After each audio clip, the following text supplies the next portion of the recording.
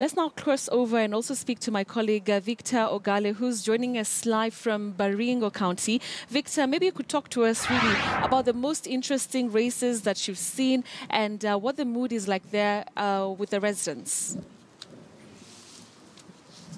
Well, Betty, first and foremost, the mood here, people are anxious and eager to await, rather hear the final result, as here at the Baringo County Talent Center, here in Cabernet, at the Kenya School of Government, Cabernet.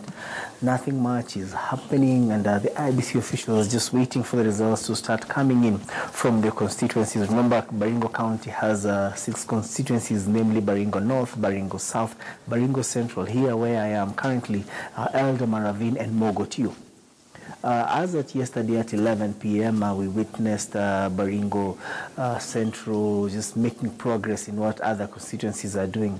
They already declared Joshua Kandia as the winner for the parliamentary seat. Joshua Kandia vied on a Maendeleo Chap ticket, which was, I think, a first one here in Baringo County, and he emerged the victor, beating his closest challenger, that was Kiplagat Kerich, on a Jubilee Party ticket. Joshua Kandia managed 15,171 votes, and in his speech, he said he's going to work with each and every person in this county in ensuring that they development prevails here in this county. Kerich was also there, and he conceded defeat. Looking at other counties such as Tiati, there seems to be an issue in terms of crossing River Nginyang. There was heavy downpour for the better part of yesterday afternoon up throughout to midnight. So River Nginyang once again has burst its banks, and getting the ballot boxes back to this other part of the county seems to be an issue. And those that are on the other side from Chemolingot have to wait for the water to subside so that they can start crossing with the election material. When you talk about the senatorial race, we have Gideon Moi, who's the current senator. He has comfortably defended his seat from the time that the vote counting began from the various polling centers. He seemed to have taken an early lead and surpassed them 100,000 mark with his closest challenger, Simon Kiprono Chelugui, hitting around 63,000 votes.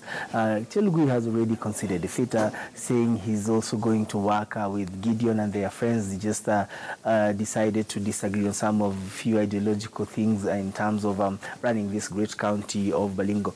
Another leader who has already conceded defeat is Susan Chisina, who was vying for the women representative post, and Gladwell Cheriot, who was vying on a Kano ticket, seems to have sealed the deal.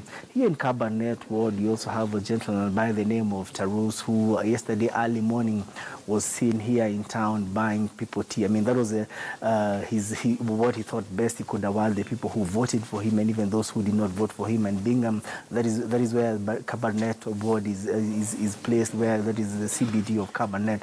People who are coming enjoyed free tea, bread at various hotels, which was also something humorous to some of the people. Then again, as we sit here and wait for the results, there is also concern from the people, from the voters. They just want to hear and know the results, how they voted, because what is being streamed here by IEBC, those are provisional results. But we hope that by the end of business today, everything will be here, and the winners will have been declared by then. Betty?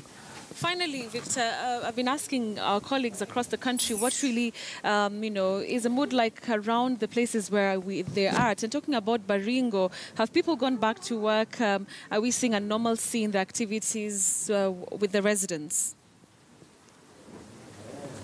I'll take you back to the 8th of August. That was the voting day. If you would go to either a hotel or an entertainment joint or even a shop and you want to seek services or purchase something, first they had to look at this mark. Like, for example, me, I voted. If you didn't have, the person would interrogate you 1 or 2 questions just to ensure that either you're going to vote after getting that particular service from their hotel or their shop, or how come you have not voted yet? This is a democratic exercise. I mean, it's a national exercise, and it is a democratic right. Now, coming into yesterday, the town was kind of deserted. Most shops were still closed. Most businesses were still not open. When you go to the market, groceries was a problem.